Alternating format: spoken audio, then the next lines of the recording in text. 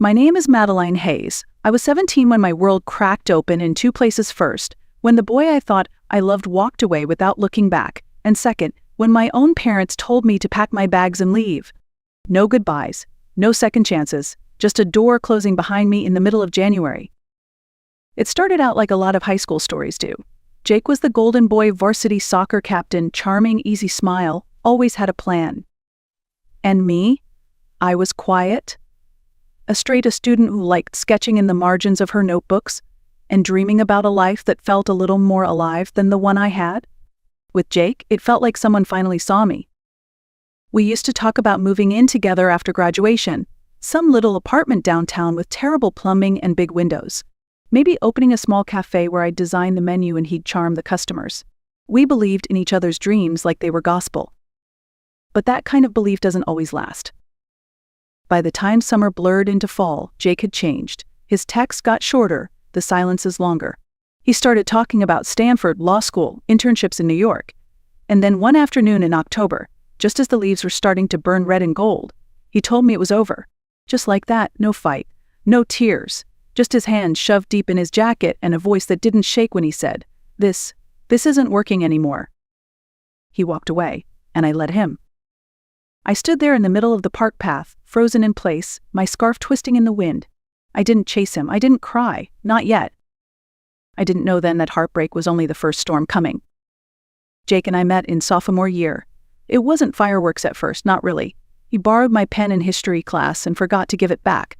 That was the beginning. From there it became late night calls, long walks home, and dreams stitched together over milkshakes to dominum words a time.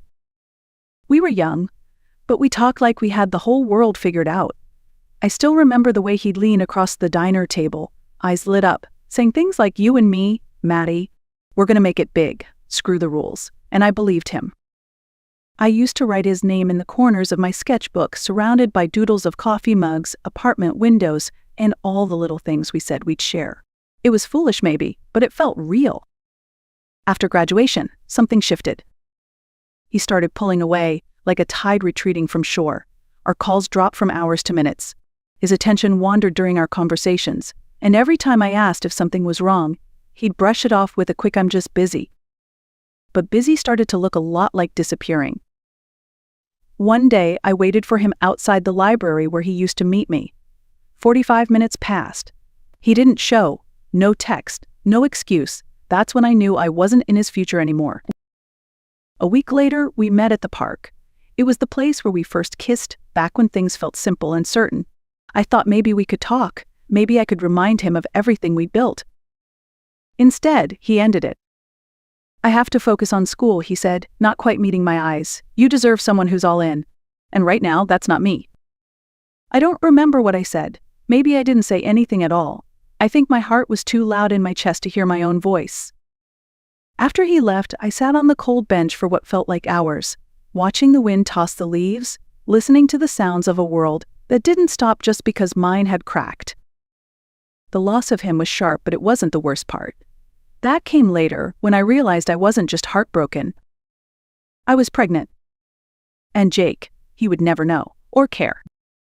The signs had been there, subtle at first. I was always tired, the smell of coffee made me nauseous, and my favorite jeans suddenly didn't zip up like they used to.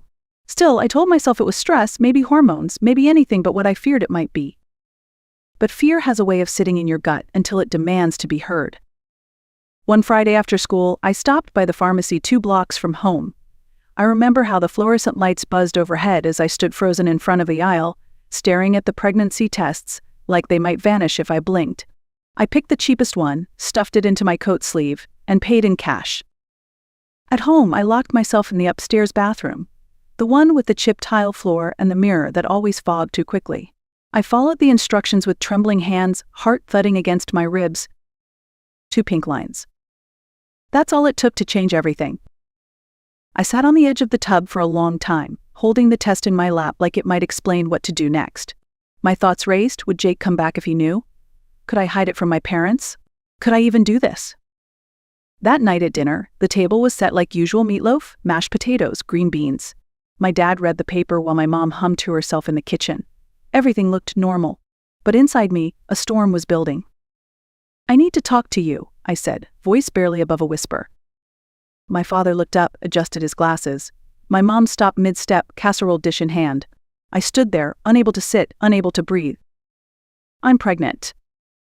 The silence that followed was total, the kind that makes your ears ring. Then came the shouting, the shaking chairs, the shock melting into fury. You've disgraced this family, my mother hissed. You're not raising a baby under my roof, my father said, voice like ice cracking under weight. Pack your things, you're out. I begged, I cried, but it didn't matter. By the time I closed the door to my room that night, I knew I had to leave. And I had nowhere to go. I sat on the edge of my bed, my hands still shaking as I zipped up an old duffel bag I hadn't used since summer camp in 7th grade. Inside, I stuffed 2 sweaters, a pair of jeans, my toothbrush, and the only photo I had of me and Jake taken at the county fair when things still felt like forever. I hesitated before sliding it into the side pocket. Let it be a reminder, I thought, of what trust can cost. The house was quiet now. My mom was still downstairs, sitting at the table, her face in her hands. My dad had slammed the garage door shut. I didn't say goodbye. I didn't expect them to stop me. I just stood in the doorway and whispered, I'm leaving. My mom looked up, her eyes red and rimmed with guilt. Madeline, please, just think about this. I did, I said, tightening my grip on the bag. And you made it clear. I'm not welcome here. Outside, the January air bit at my skin. Snow crunched under my sneakers as I stood on the sidewalk, blinking back tears. I had no plan, no money, no Jake, and now, no home. But there was one name echoing in the back of my mind. Grandma Louise? She lived in Maple Falls, a quiet little town 2 hours away. I hadn't seen her since Christmas, but she'd always told me, if you ever need me, honey, you call. I don't care what time it is. With numb fingers, I pulled out my phone and scrolled to her number. It rang once. Twice. Then her voice came through, warm and familiar. Hello? Grandma, I croaked. It's me. I need to come stay with you. Can I come now? There was a pause, the sound of her shifting in her chair. Of course you can, she said without hesitation. Get here safe. I'll put the kettle on. That's all it took. Not questions. Not judgment. Just love. I wiped my face, turned toward the bus stop at the end of the street, and started walking. I didn't know what waited for me in Maple Falls, but I knew who would be there. And right now, that was enough. The Greyhound pulled into Maple Falls just after midnight. The station was quiet, lit by flickering street lamps and the glow of a vending machine humming near the wall. I stepped off the bus, duffel bag heavy on my shoulder, feet crunching over frost. My breath fogged in the cold air, and my heart beat loud in my ears. Grandma Louise's house was only 3 blocks away. I'd walked that path once before as a child, clutching her hand, swinging it like I didn't have a care in the world. Now I wrapped my arms around my stomach and moved through the darkness like someone chasing a memory. Her porch light was on. That old porch had sagged for as long as I could remember, but it was always swept clean. A row of little ceramic frogs still lined the steps, one missing an eye. Before I could knock, the front door swung open. There she was. Louise wore a faded robe with little blue flowers and thick wool socks that barely clung to her slippers. Her silver hair was piled into a messy bun, and her sharp gray eyes softened the moment they met mine. She didn't say a word at first, just opened her arms. I collapsed into them. The smell of cinnamon and old books wrapped around me as she held me tight. Her frame was smaller than I remembered, but her hug still felt like armor. Come inside, sweetheart, she murmured. Let's get you warm. The house hadn't changed. The same plaid couch sagged in the middle. The chipped teacup still lined the windowsill. A radio played soft jazz from the corner, the kind of music she always said made the house breathe. She handed me a mug of chamomile tea and a plate of leftover sandwiches, thick slices of bread, meatloaf, and just a smear of ketchup. I didn't even know I was hungry until I took the first bite. We sat in silence for a while. The warmth of the tea seeped into my fingers. The knot in my chest slowly began to loosen. Then I broke. I messed up, Grandma, I whispered. Mom and Dad said I've disgraced them, that I ruined everything. I looked up, my eyes full of fear. I'm pregnant, I'm scared, and I'm alone. Louise didn't flinch. She leaned back, took a slow sip of her tea, and set it down with quiet resolve. A child isn't a disgrace, she said firmly.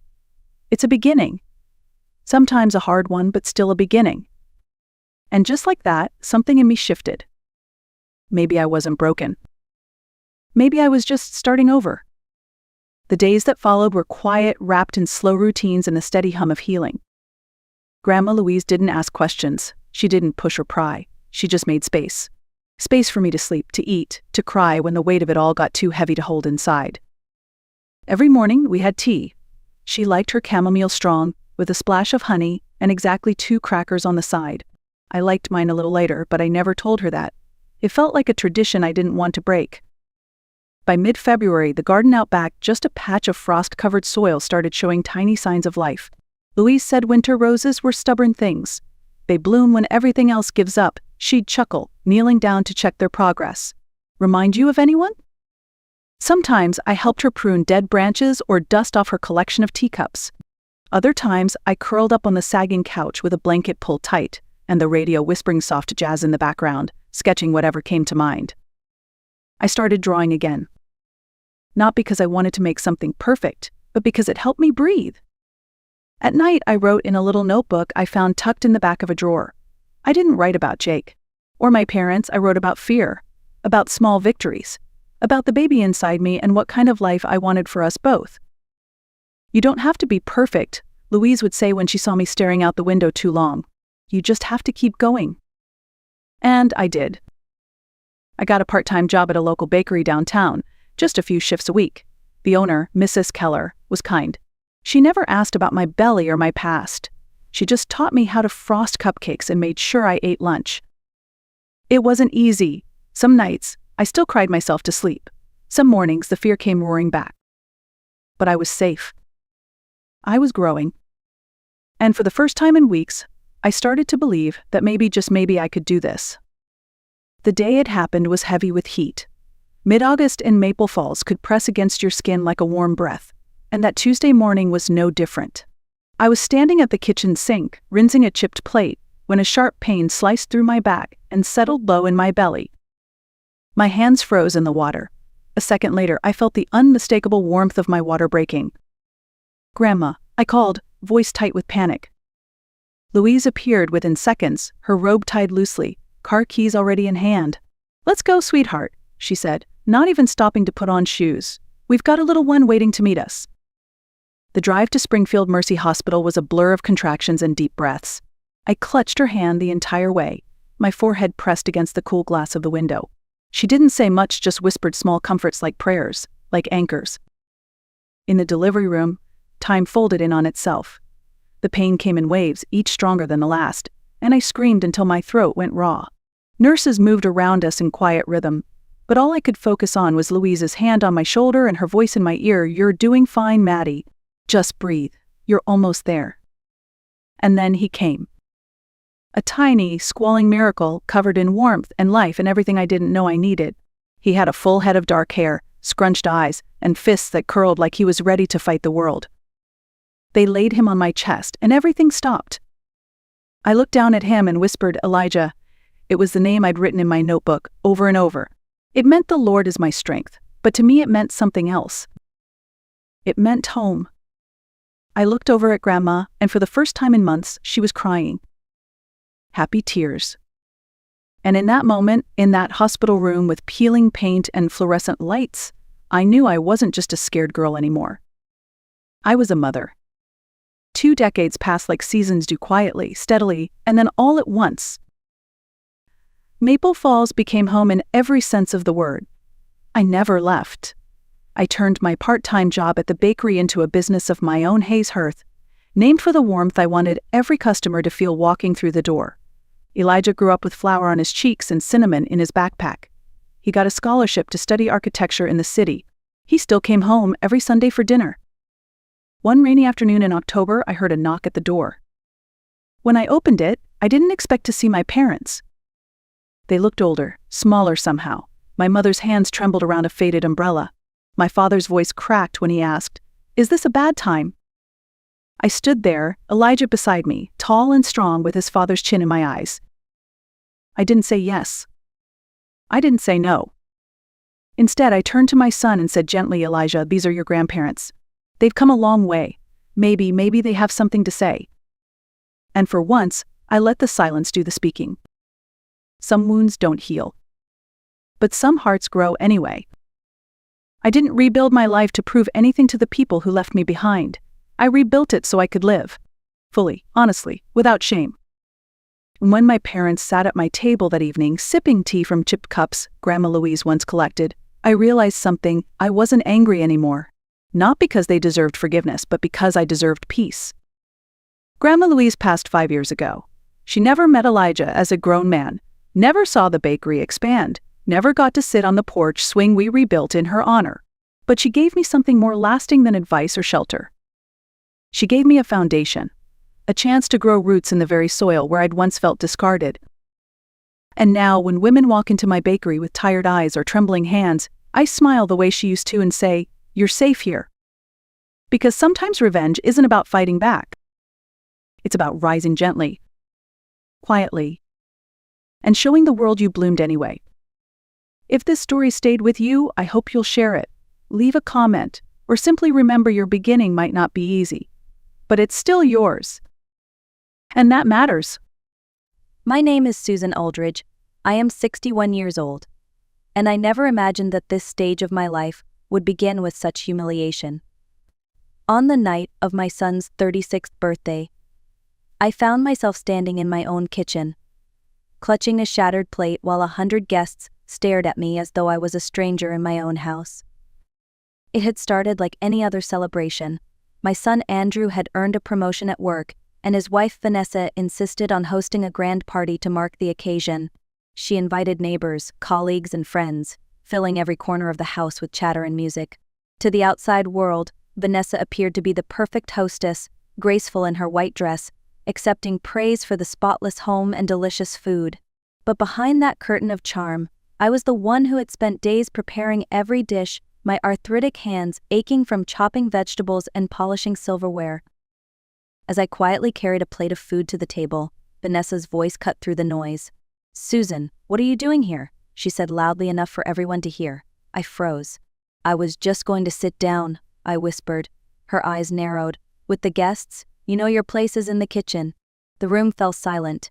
Every eye turned toward me. I felt my cheeks burn, my throat tighten. Then, with a swift motion, she knocked the plate from my hands. It shattered on the tile floor, scattering food and shards across the kitchen. "Clean it up, useless old woman," she ordered. I knelt down on trembling knees, gathering broken pieces while my dignity crumbled with them. For 6 years I had endured her cold remarks and silent hostility, believing that my silence would keep the peace for Andrew's sake. But in that moment, as laughter resumed in the dining room, and I remained on the floor, something inside me shifted. The humiliation did not break me. It woke me up. That night I decided that my days of silence were over, and the envelope I had saved for Vanessa would no longer carry a gift of money, but something far more powerful. For years after my husband passed away, I believed moving into Andrew's home was the best decision. He wanted me close, and I wanted to help in any way I could. At first, I told myself it was temporary, just until I found my footing again. But 6 years later, I was still living under the same roof, and the line between being family and being a servant had blurred beyond recognition. Vanessa had a way of making me invisible. If guests praised the food, she smiled sweetly and accepted the compliments as though she had cooked it herself. If the house looked spotless, she waved her hand gracefully, giving the impression that she managed it all with ease. My part was hidden in the shadows, hours of work never acknowledged, never appreciated. Over time, I became a quiet figure in the background, present but unrecognized, a ghost drifting through the home I once thought of as my sanctuary. Andrew worked long hours. He left before dawn, came home late at night, and spent weekends catching up on paperwork. He rarely saw the small humiliations that accumulated in his absence, the way Vanessa sighed when I entered the room, the sharp tone she reserved just for me, the way she assigned chores, as if I were staff rather than family. To him, Vanessa was a devoted wife who had generously welcomed his widowed mother into their household. I stayed silent because I thought that was what good mothers did. I convinced myself that enduring quietly was better than creating conflict. I reminded myself that Andrew deserved a peaceful home, that I could shoulder the discomfort so he wouldn't have to. But silence has a cost. Each unspoken word, each moment of swallowed pride, added weight to the burden I carried.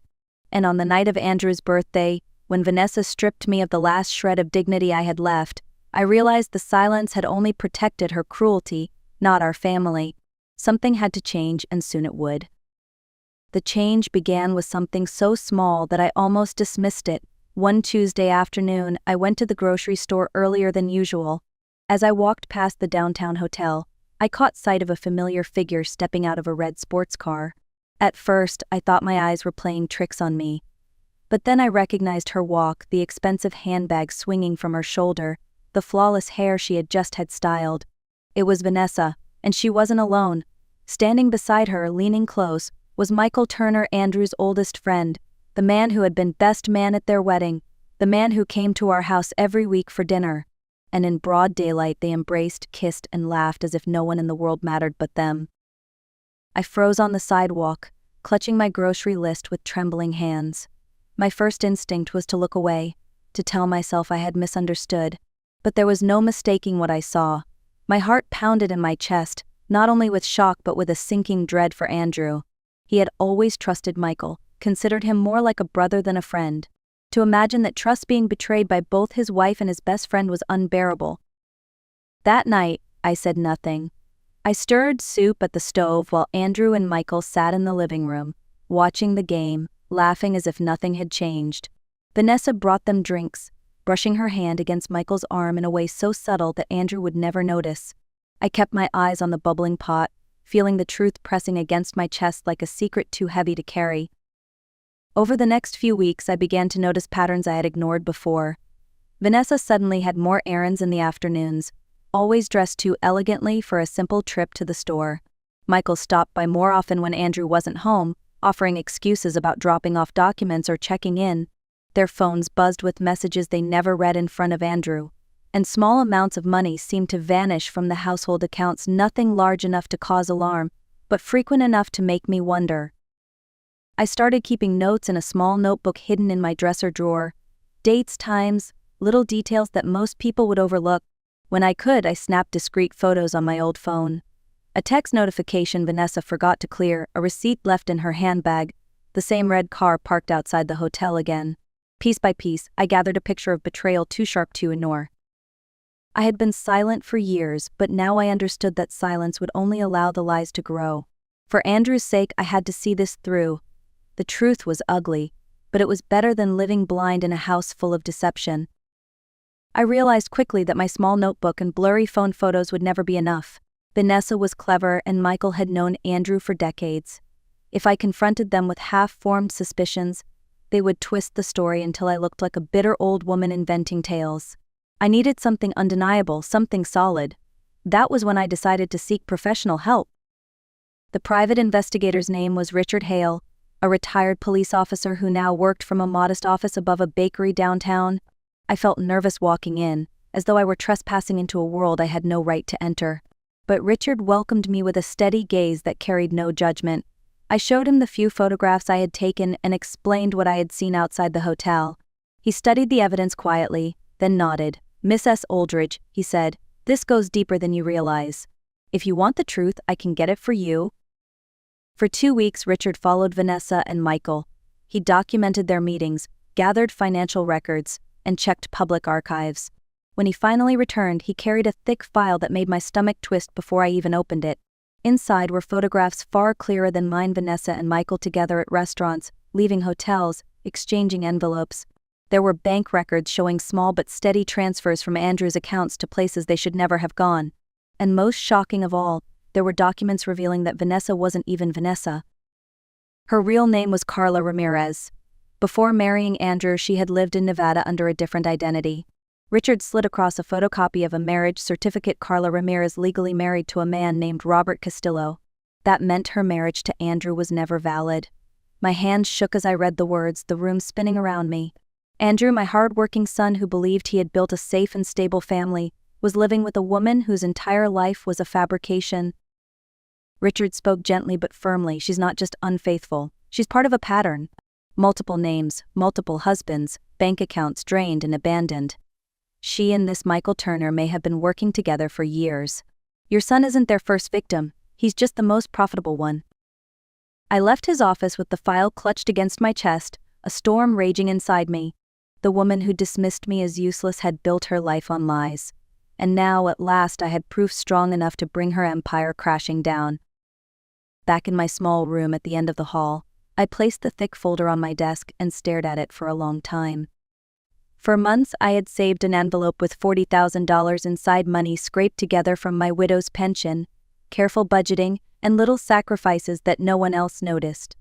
My original plan was simple and naive: give the money to Vanessa as a gesture of goodwill, hoping she might finally see me as more than an unwelcome burden. But after reading Richard Hale's report, I realized how foolish that plan had been. If I had handed her the envelope, she would have spent it in a week and laughed at my gullibility. Instead, I pulled out a different envelope. It was plain, the kind you buy in a pack of 50, but what it held had the power to change everything. Into it, I slipped the clearest photograph of Vanessa and Michael leaving the hotel, along with copies of the marriage certificate that proved her legal tie to another man. I added the bank statements showing Andrew's money flowing into accounts overseas. The envelope was no longer a gift of money. It was a gift of truth, one that would pierce through every lie she had told.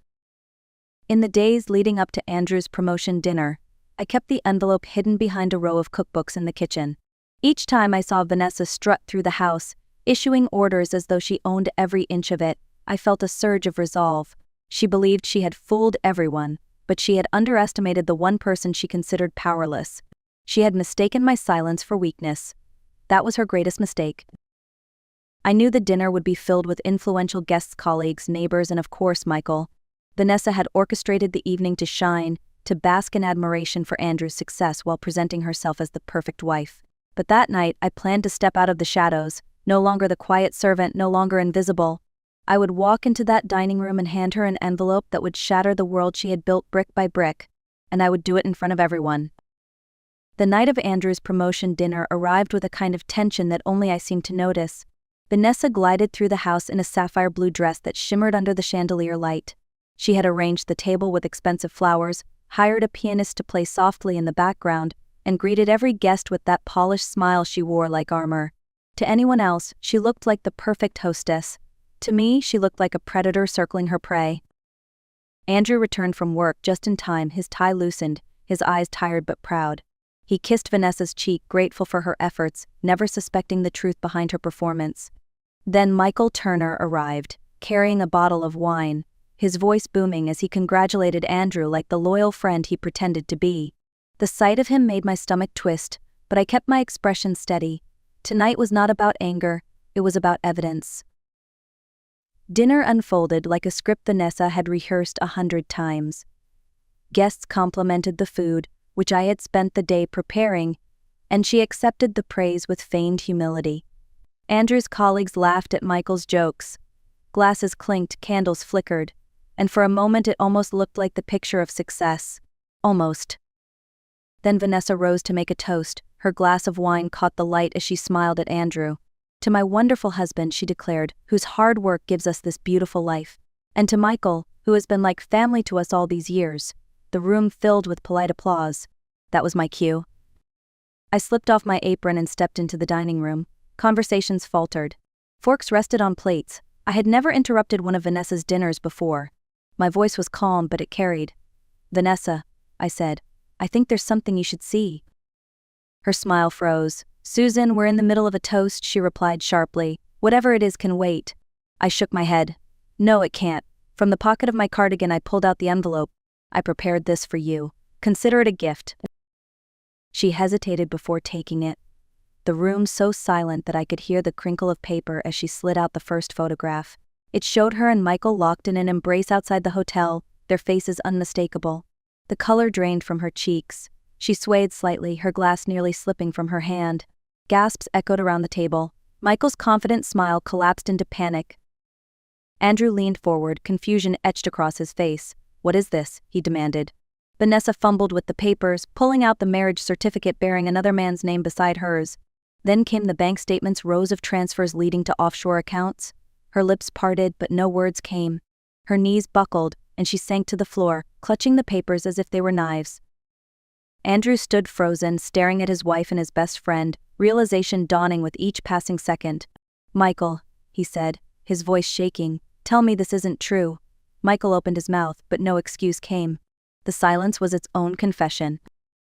The guests looked from one face to another, stunned. Some whispered, others simply stared. I placed a hand on Andrew's shoulder, steadying him. "There's more in the envelope," I said softly. "Enough to show you who she really is." Andrew's hands trembled as he gathered the scattered documents from the table, his world crumbling piece by piece. Vanessa sat on the floor, tears streaking her makeup, but they were not tears of regret. They were tears of fear. Her empire of lies had just collapsed, and she knew it. The dining room cleared quickly after the revelation.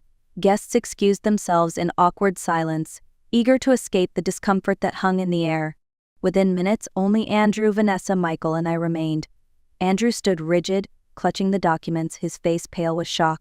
Vanessa sat collapsed on the floor, her sobs filling the silence. Michael lingered near the doorway, torn between leaving and defending himself. "Get out," Andrew finally said, his voice low but steady, his eyes locked on Michael. "Leave this house and don't come back." Michael raised his hands as if to protest, but Andrew's glare silenced him. He left without another word, his footsteps heavy against the hardwood floor. Andrew then turned to Vanessa, who was still clutching the marriage certificate in her trembling hands. "How much of this is true?" he asked. For the first time in years, Vanessa dropped the mask. Her voice cracked. "All of it." The admission fell into the room like a final blow. Andrew's shoulders sagged, his trust shattered beyond repair. The next morning, Andrew contacted a lawyer. With the documents Richard Hale had gathered, the case was clear.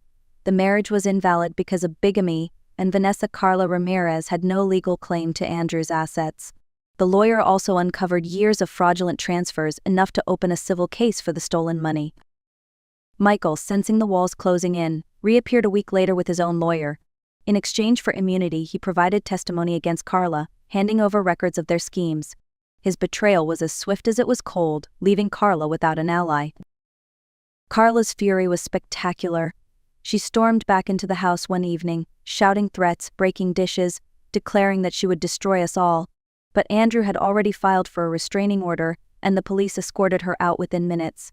The woman who had spent years controlling the household was now a fugitive in her own story. It didn't take long before news came from Florida. Carla had been arrested while trying to swindle an elderly widower. This time her charm had failed her. Her past had finally caught up, and she was left with nothing but the ruins of her lies. The weeks after Carla's arrest felt strangely quiet. For the first time in years, the house was free of tension, free of the constant feeling that one wrong word could spark conflict. Andrew moved through the rooms as though he were rediscovering them, pausing to notice details he had ignored before the family photos on the wall. The flowers I tended in the garden, the scent of fresh bread cooling on the counter. It was as if he were waking from a long, restless dream. One evening, Andrew sat across from me at the kitchen table, his eyes heavy with regret. "Mom," he said softly, "I owe you an apology. I let her treat you like a servant in your own home. I saw the way she dismissed you, but I chose to believe her excuses instead of your silence. I should have protected you." His voice cracked, and for the first time in a long while, I saw not the confident man he had become but the boy I had raised, ashamed of letting me down. I reached across the table and took his hand. "You don't need to apologize for being deceived," I told him. "We all want to believe in the people we love. What matters now is that you know the truth." His grip tightened, and I knew that in that moment he was promising never to doubt me again. With the money I had once planned to give to Carla, I finally allowed myself small joys. I signed up for painting classes at the community center, bought a shelf of novels I had long wanted to read, and redecorated my room with colors that made me smile. For the first time in years, I invested in myself. Andrew, too, began to heal. He reconnected with old friends, started cooking again, and laughed more freely. A year later, he introduced me to Melissa Clark, a nurse with kind eyes and a grounded spirit. She treated me with respect from the very beginning, offering to help in the kitchen and listening to my stories without impatience. Watching Andrew with her, I saw a gentleness and honesty that had been missing for far too long. The wounds were healing, and we were building something real again. Looking back now, I see that night in the dining room as both an ending and a beginning. It was the end of years spent living in silence, bowing to cruelty, and convincing myself that peace was worth the price of my dignity. But it was also the beginning of something far more important, a life where truth, respect, and genuine love could finally take root again. Vanessa Carla believed my silence meant weakness. She mistook patience for submission. What she never understood was that silence can also be strength, a strength that waits for the right moment to speak. And when that moment came, a single envelope was enough to dismantle years of deception. Andrew and I still talk about that night sometimes, not with bitterness, but with clarity. He tells me it taught him that loyalty is more than blind trust. It is about listening, noticing, and standing up when something feels wrong. For me, it reminded me that no matter how small or overlooked we may feel, the truth gives us power. Even in the quietest voices, truth carries weight. Today, our home is filled with the sound of laughter again. The garden is blooming. Andrew is building a future with someone who respects him, and I am painting canvases that brighten the walls. Life is not perfect, but it is honest, and that is enough. To those listening, I want to leave you with this: never confuse silence with weakness, and never believe that age strips away value. Dignity does not fade with time. If you ever feel invisible, remember that your story, your truth, can change everything when spoken at the right moment. If this story touched you, let me know in the comments where you are listening from. Don't forget to like, share, and subscribe so I can continue bringing you more stories of resilience and truth. Until next time, thank you for being here with me. My name is Marilyn Carter. I am 62 years old, and for most of my life I carried the title of wife with quiet pride. I believed in marriage, in partnership, in the steady rhythm of building a life with someone. But a single sentence spoken across the dinner table showed me just how invisible I had become. It was an ordinary evening, roast chicken on the table, our grown children gathered with their families. Conversation circled around travel and dreams. When it was my turn, I allowed myself to share something tender, something I had carried in my heart for decades. I spoke of Italy. I described the canals of Venice, the rolling hills of Tuscany, the art in Florence. My eyes lit up as I said, one day I would love for us to go together. My husband, Richard, leaned back in his chair, smirked, and said loud enough for everyone to hear, "Italy is not for the old. You would just slow me down." The words landed like stones. A polite ripple of laughter went around the table, but I felt my heart sink. I forced a smile, nodding as if I had taken the comment lightly, but later that night I locked the bathroom door and let the tears fall silently where no one could see. That moment was not just about Italy. It was about how he saw me, how the man I had spent 40 years beside no longer looked at me as a partner but as a burden. My hair had silvered, my knees sometimes ached, but my spirit still longed for adventure. Yet in his eyes, I had shrunk into the background of our living room, someone meant to keep the house tidy, meals cooked, and dreams small. I tell you this not just as a story about me, but as a reminder that words can wound deeply. When someone you love dismisses your worth, it can feel like the walls of your life are closing in. But sometimes those very words can also light a fire you did not know still burned inside you. That night, I did not know where this path would lead. All I knew was that something had shifted, and I would never hear the word Italy the same way again. When I look back now, I can see that the cracks had been there for years, small at first, then widening until they could no longer be ignored. In the early days of our marriage, Richard and I were a balance. He was fire, I was calm. He thrived on attention, the kind of man who could walk into a room and draw every eye. I was steady, the one who remembered birthdays, balanced the checkbook, and kept our home running smoothly. For a while it worked. I even admired his charm, the way he carried himself with such confidence. But time has a way of revealing what youth covers up. As the years went on, I found joy in small rituals. Planting tulips every spring, hosting family dinners on Sundays, driving to see our grandchildren and bringing them little gifts I had tucked away. Richard, on the other hand, grew restless. He craved admiration, not intimacy. He wanted to be praised, noticed, admired by others, even strangers, in ways that no longer had anything to do with me. The distance grew slowly. First it was the late nights at the office, then the distracted conversations at home. He would come through the door carrying stress like a second briefcase, impatient with the smallest things. I would ask about his day, and he would sigh, already reaching for his phone. I felt myself fading into the wallpaper of our life, present but unseen. And then there was Ashley. She was his secretary, maybe 30 years younger than us, full of energy and laughter. I noticed how he lit up in her presence, how his voice softened when he spoke her name on the phone. I told myself it was harmless, that he needed someone to manage his busy schedule. But deep down, a knot of unease began to grow. Still, I smoothed it over the way I always had. I told myself, after all we had been through together, children, mortgages, illnesses, family crises, it had to mean something. But the truth was undeniable. The man who once held my hand during sleepless nights no longer reached for me. The one who once whispered dreams about our future now rolled his eyes when I spoke of mine.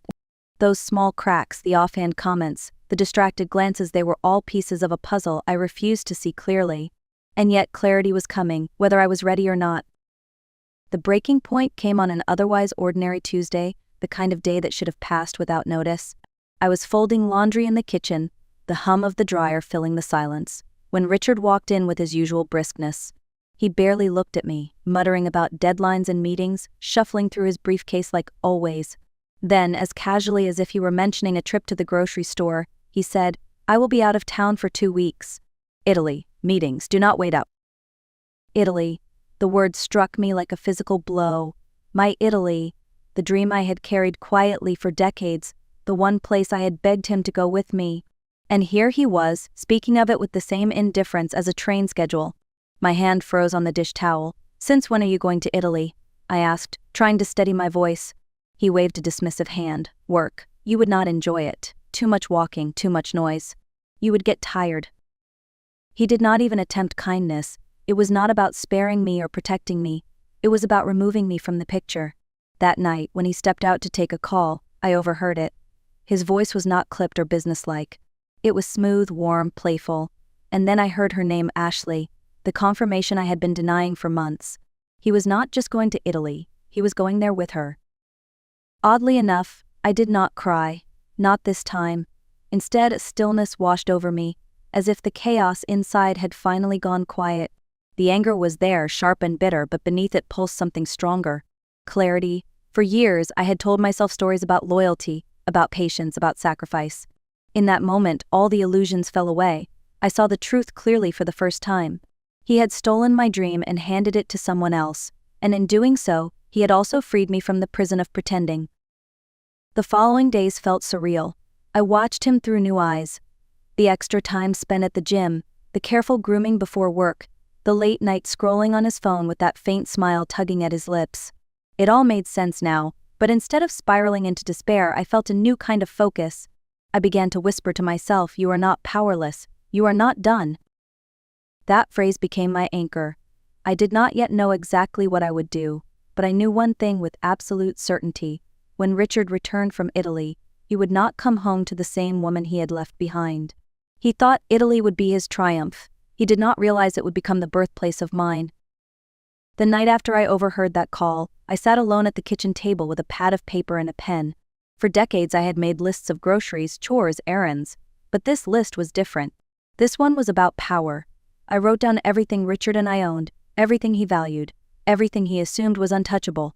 His car, our joint bank accounts, the house deed, the pension we had both contributed to for years. For so long I had treated those things as ours. That night I decided to see them as rightfully mine. The first item on my list was his car. That car was not just transportation to him. It was his pride, his proof that he was still young, still desirable, still important. He spent weekends polishing it, bragging about it to friends, treating it like a trophy. To me, it was the perfect place to start. I contacted a local dealer I trusted, a man I had met years ago through a neighbor. He came by within 2 days, inspected the car, and named a fair price. I did not haggle. I simply handed him the keys, signed the papers, and stood at the window as the car disappeared down the street. My knees trembled for a moment, but then a wave of freedom washed over me. The chains had begun to break. Next on my list were the accounts. Richard had always assumed I would never touch the money. He believed I was too timid, too dependent, too blind.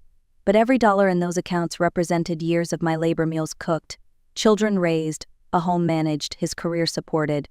That money was as much mine as his. So I walked into the bank one morning dressed in a simple cardigan, carrying my tote bag like I was on any other errand. The young teller smiled politely, asked if I wanted to make a withdrawal. "Yes," I said firmly. "All of it." She blinked, surprised. "All of it," I repeated. When I walked out of that bank, a cashier's check tucked safely in my bag, I felt taller than I had in years. The money was no longer waiting to be spent on champagne in Rome. It was back in my hands. The last step was the lawyer. I made the appointment quietly, telling Richard the first was going to the grocery store. The woman I met across that polished desk was sharp-eyed, calm and steady, perhaps a few years younger than me. I poured out everything, the belittling comments, the dream of Italy, the secretary, the car, the accounts. She listened without judgment, then leaned forward and said, "You have already done the hardest part, Marilyn. You decided you are done. The rest is just paperwork." Hearing those words was like taking my first deep breath in years. For so long, marriage had felt like an unmovable wall. That day I realized I had already begun to dismantle it, brick by brick. Divorce. A word I once feared now tasted like liberation. And while Richard wandered cobblestone streets with Ashley, I was building a future of my own, one deliberate choice at a time. Once the papers were filed and the money secured, I could have spent those weeks brooding, waiting for Richard to return from his grand adventure. But something inside me had shifted. Instead of shrinking into the silence, I began to stretch. I asked myself, if I no longer exist just to keep him satisfied, then who am I? The answer came slowly, in small, unexpected ways. The first step was painting. I had always admired art, clipping pictures from magazines of landscapes and still lifes, but I had never dared to pick up a brush. Richard used to scoff when I mentioned it. Too messy, too impractical, he would say. But now there was nothing stopping me. I signed up for a painting class at the community center.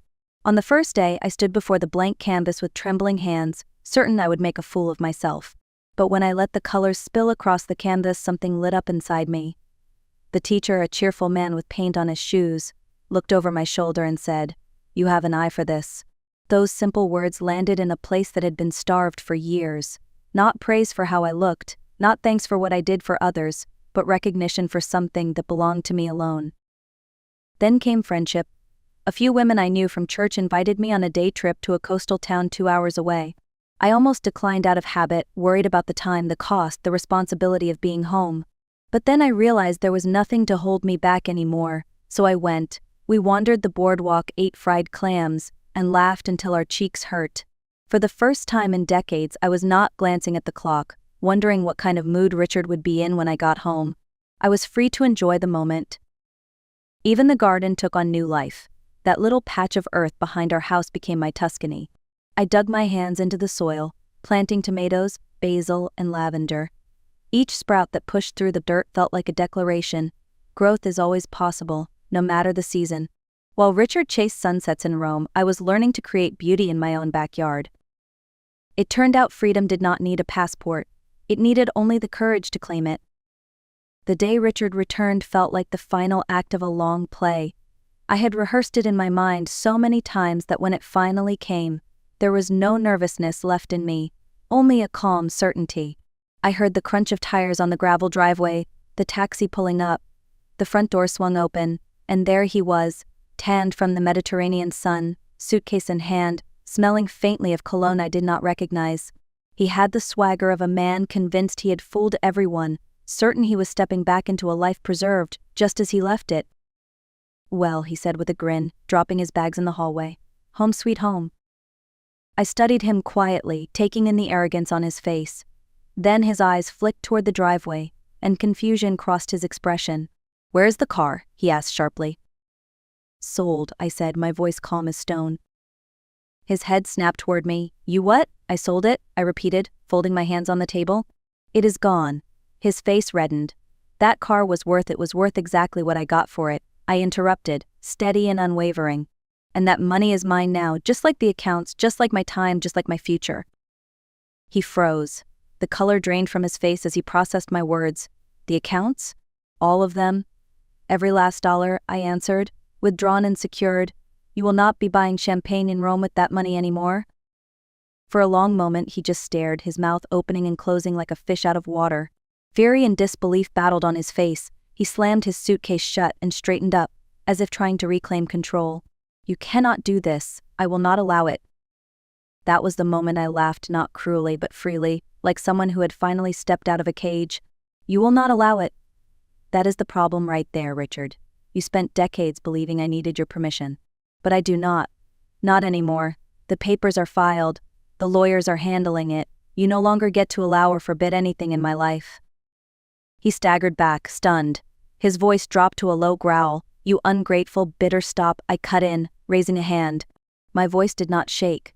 "For years I swallowed your insults, your dismissive remarks, your endless belittling. I let you shrink me down until I barely recognized myself. But I am done. I am not too old. I am not too weak. I am not too small. I am done." Silence filled the room. For the first time in our marriage, I had the last word. He grabbed his suitcase, stormed toward the door, and spat, "You will be nothing without me." I stood tall, my hands steady. "On the contrary," I said softly, "without you I am finally something." After he left, the house felt different. It was quieter, yes, but the quiet was not empty. It was space to breathe, to think, to choose. I had wanted him to feel the consequence of his choices, but I did not want revenge to be my ending. What I wanted was life rebuilt on my terms. I started with small things. I rearranged the living room, placing the photographs I had always tucked away on the mantel. I lit the lavender candles he used to complain about and left the music on when I cooked. It was the tiny rebellions that mattered because each one was a step toward saying, "This home belongs to me now." More importantly, I returned to people I had put on the shelf. My sister came for long afternoons of iced tea and conversation. Old friends invited me out without the obligation of performance, no pretending, no tiptoeing around a mood. Those lunches and slow walks reminded me of a life that existed long before the marriage shaped me into its silhouette. I also kept painting.